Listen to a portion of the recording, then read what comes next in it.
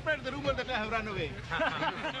You are the man. As usual, the General is eager to chat to reporters. It was the Brahman Broadcasting Corporation, BBC. We're spreading your rumors. I can tell you one thing, man. I'm the man. I'll take the tank over my body. You will see my dead body or alive. How close would you say they are to Dhaka now, General? Why should I tell you? They say they're going to be here very early next week, General. Let them be. I am ready. Quicker the better. Why don't they come? Well, we think they are coming, quite honestly. Well, let them come. I say you go with them. You will take very good pictures. You think you can take care of them? Take care of who? The Indians. My goodness. Anybody else also with them. Not only Indians. You look after us, General. Inshallah, come to me anytime. At your service, gentlemen. Anytime. What do you see happening when the Indians do hit town, General? Well, I told you we'll fight it out. Is there a real possibility of street-by-street fighting? Inshallah, we'll keep them away. The feeling is that you don't have enough men here in the town to put up a big fight. Makes no difference. I never show my men. Will you make any attempt at a conditional surrender? No, sir. The question is either we live or we die.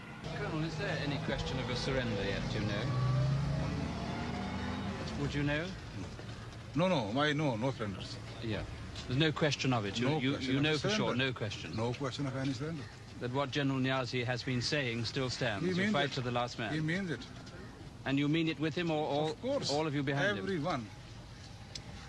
General, could you give us a quick rundown of how you view the situation at this time? Well, actually, as I told you, I'm not in command of the troops. The troops are being commanded by General Niazi, and he's the right person to tell you what the situation is. But General Farman, if you were in control, would you not now think of surrendering? Isn't it ludicrous to go on? No, why should we surrender? And the news that has just reached me is that Yahya Khan has given the order to surrender in the east. In fact, he gave his agreement to this at 4 o'clock yesterday afternoon. Over lunch, the defeated General Niazi is equally frank. He confirms what we think we already know, that he kept fighting long after the war was lost because President Yahya tricked him into believing the Americans and the Chinese were going to join the fight to save East Pakistan from collapsing. When I suggested to General Niazi that he made a major tactical blunder in defending the prestige border towns instead of withdrawing to a defensive area around Dhaka, he says, "Yes, I know all that, and so did my commanders. We argued for a different strategy, but we had our orders, and we obeyed them because we are soldiers." At dusk, Indian paratroops arrived for the formal surrender ceremony on Dakar racetrack. A damn good run, huh? You had right through.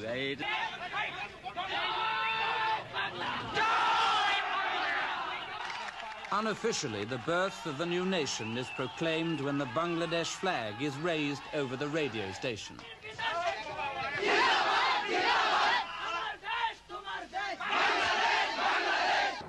In the midst of all this confusion, the Indians finally arrive. Were there moments where they did really put up a fight to the death? Oh, yes. I think practically everywhere. The Pakistani soldiers fought extremely well, I must say. In fact, I would say at times it was so fanatical. Then I've sort of said, look at this man, he's just dying for something, when he has no business to be just come charging across. It's just ridiculous at times. I felt very sorry, in fact. It seemed to us that you've taken your time. We've been expecting you for days, 4 or 5 days. Yes. What was holding you up particularly? Was it just the politics of the situation, or was it the fighting? Well, I mean, we were not in a particular hurry, really. I mean, in the sense, we wanted to finish this as quickly as possible, but you know how it is. I mean, you don't want to lose too many men in the bargain. I mean, I like to save my men, and yet win a battle if possible, rather than have them massacred. Because, this morning I lost 3 of my men. And this happened half an hour before the ceasefire or whatever it was. Would you say that the truth is that you really didn't have a chance from the very beginning of the war, once there was a war started? I am not willing to give any interview, please. Sir, you are at liberty Honestly, not to say anything. See, no.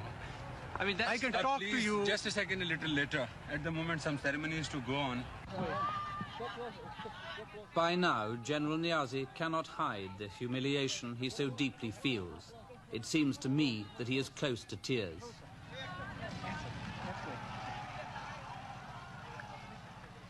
And suddenly, we all feel desperately sorry for the once blustering general. At this moment, I think most of us would have given almost anything to see Yahya Khan in General Niaz's place.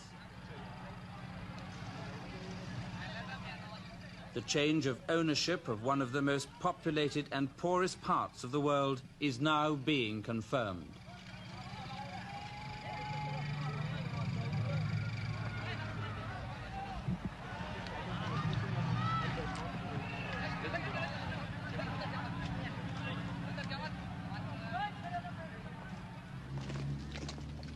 What the defeated Pakistani army leaves behind it is a legacy of bitterness and hatred.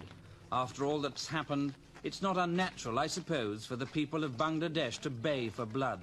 Their soil is soaked with it, but the lust for revenge is a bad foundation for nationhood.